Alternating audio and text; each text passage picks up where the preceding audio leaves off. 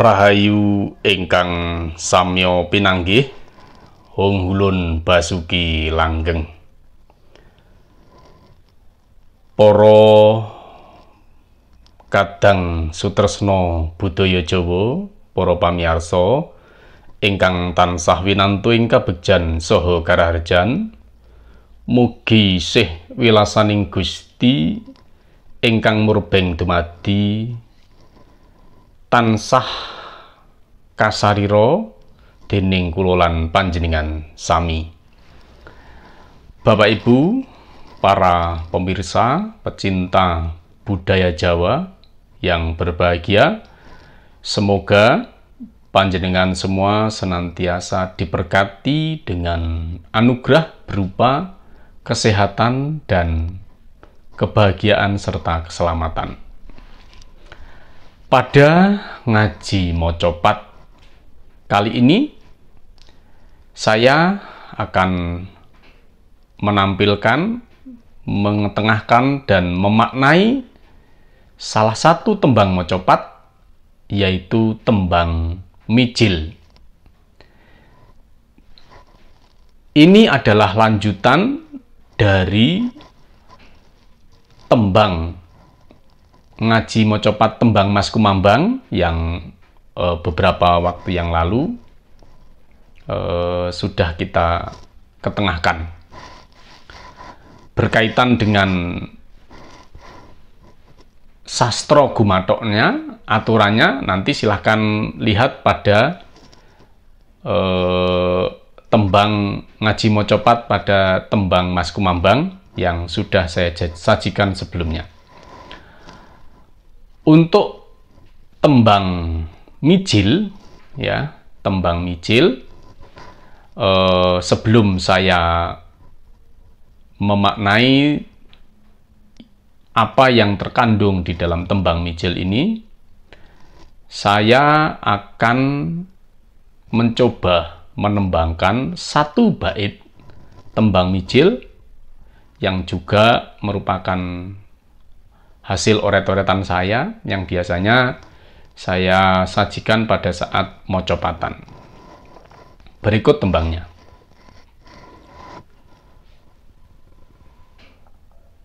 Mijil tembang pralambanging urip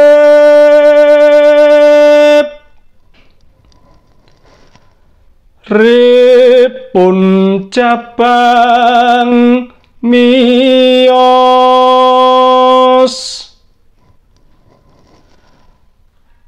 kawetalno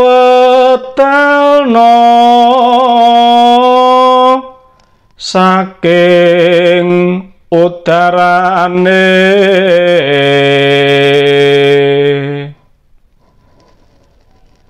Darutama wahyuning yang widi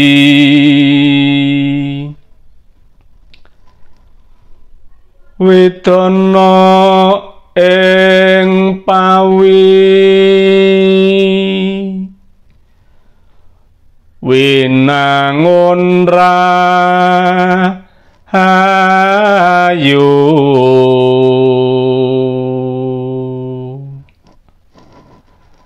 Itu tadi salah satu contoh tembang mijil, ya, dengan laras pelok.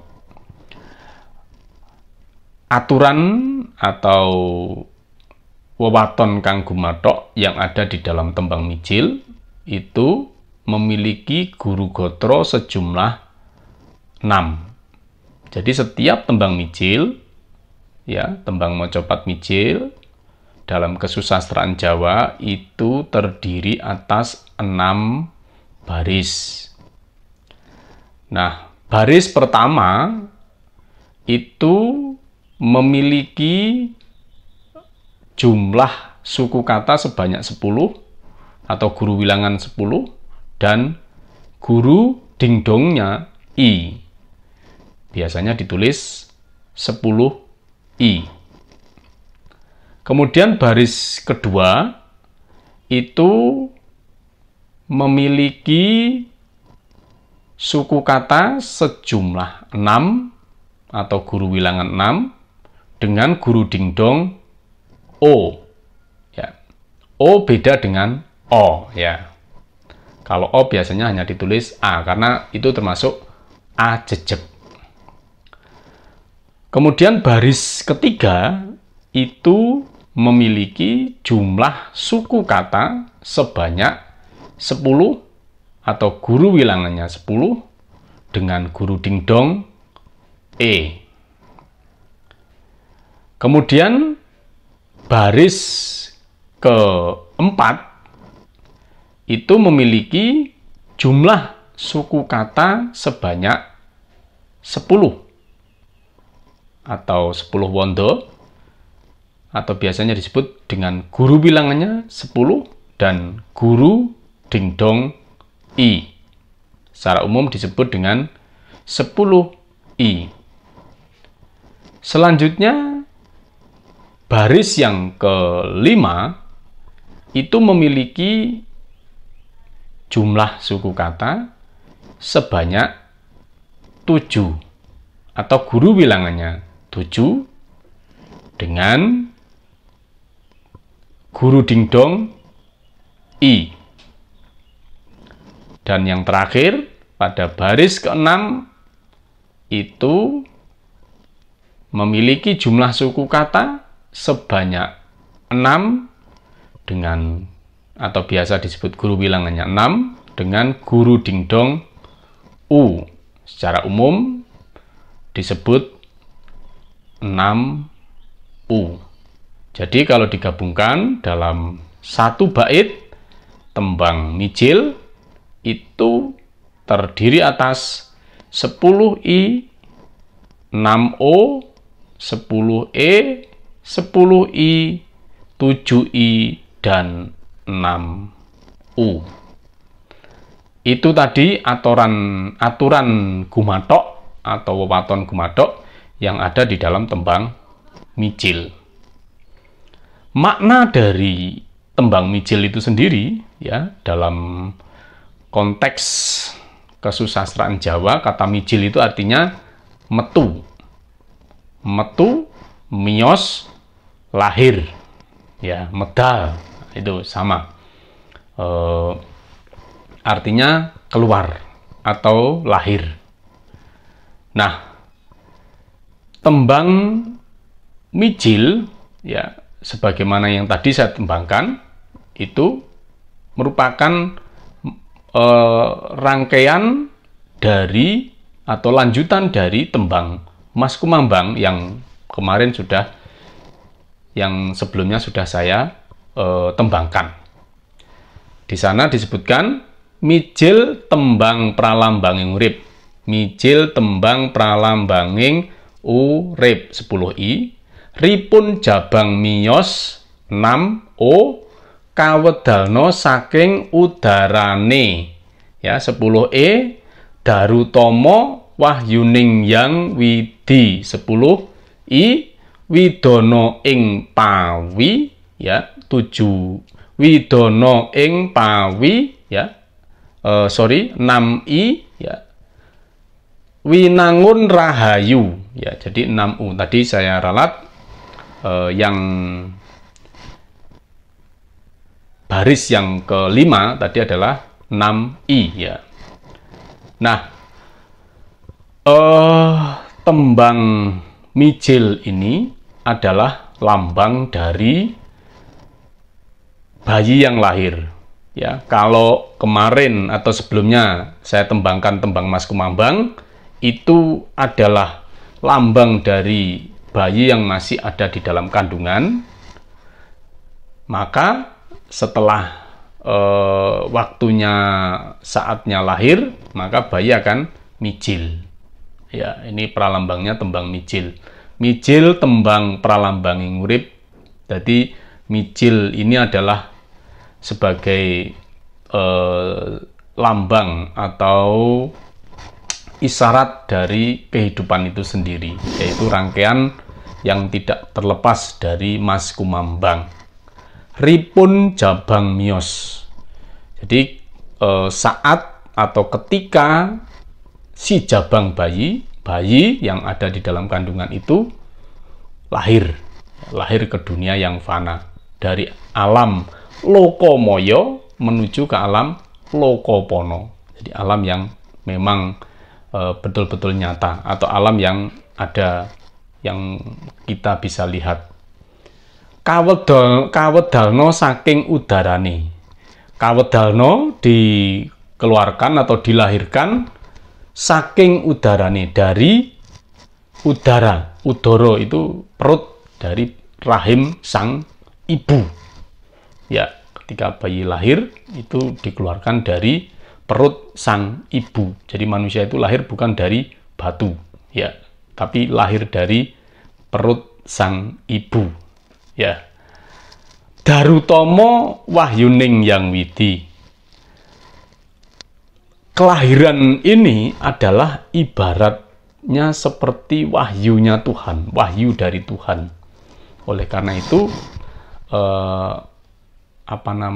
anak putro itu diibaratkan seperti wahyu dari Tuhan.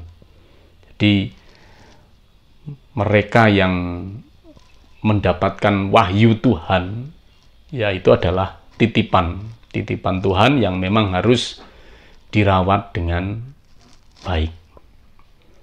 Widono ing pawi, ketika bayi lahir maka akan lebih baik diwidi-widana. Widi-widono itu apa? Diberikan ya upacara, tetenger lah, sebagai salah satu wujud syukur kepada Tuhan, karena kita sudah diberikan wahyu ningsih saking Gusti ingkang murbeng dumadi. Maka ketika itu masyarakat Jawa biasanya mengupacarai, ada upacara bayi lahir yang biasanya disebut brokoan. Ya. Saya kira di dalam masyarakat lokal di seluruh Nusantara itu ada banyak jenis-jenis ritual atau upacara yang intinya adalah untuk mensyukuri dari kelahiran dari si jabang bayi tadi, ya, dengan berbagai macam tradisi, adat, dan budayanya. Karena memang itu adalah warisan dari para leluhur kita. Winangun rahayu, tujuannya apa? Dengan kita melaksanakan upacara itu, ritual untuk keselamatan bayi tadi, atau ritual brokoan tadi, kalau orang Jawa, itu adalah supaya mendapatkan selamat, ya. Jadi ketika bayi lahir itu selalu diberikan keselamatan. Itu tujuan dari ritual yang kita laksanakan untuk kelahiran sang bayi. Nah, begitu kompleksnya di dalam kehidupan masyarakat Jawa ketika mereka sebelum lahir pun, ya, masa prenatal itu sudah banyak upacara-upacaranya. Lahir pun mereka juga diberikan tetenger berupa upacara ritual, ya. Itu tentu, ya, sebagai wujud syukur kepada Tuhan, dan oleh karenanya sebagai seorang anak kita wajib memahami itu, bahwa orang tua kita itu sudah melahirkan kita, ya, dengan direwangi perang sabil, perang antara hidup dan mati, terutama ibu kita. Maka sebagai anak itu kita wajib mikul dhuwur mendem jeru nantinya, ya. Kemudian bagi orang tua sendiri, ya, tembang mijil ini adalah sebagai salah satu pratanda atau pertanda bahwa kita sudah menerima wahyu dari Tuhan. Jadi wijiling wahyu sih saking Gusti kang murbeng dumadi dalam bentuk putra.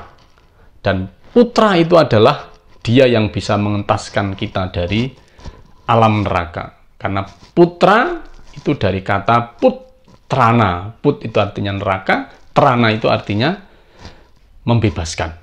Jadi dengan kita memiliki putra yang baik nantinya, yang suputro, maka kita nanti akan bisa ditolong, ya, paling tidak didoakan oleh anak-anak kita yang baik, ya, didoakan dengan ikhlas, dan kita nanti setelah meninggal pun akan dirumat dengan baik oleh anak-anak kita. Makanya wijiling wahyu ini memang harus dimaknai dengan baik dan memang betul-betul disyukuri sebagai wahyu dari Gusti Kang Murbeng dumati. Maka jangan pernah merasa terbebani, ya, namanya wijil itu metu harus dengan ikhlas. Ketika kita mengeluarkan semua kebutuhan untuk anak kita, maka itu pun juga harus dengan ikhlas, ya.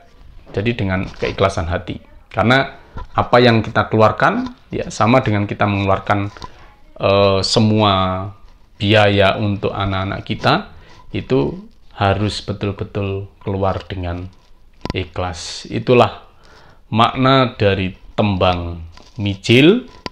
Semoga ngaji mocopat tembang mijil ini bermanfaat untuk kita. Sampai jumpa kembali pada ngaji tembang mocopat dengan topik tembang kinanti. Matur nuwun, mohon maaf atas segala kekurangan. Rahayu, rahayu, rahayu ingkang samya pinanggih.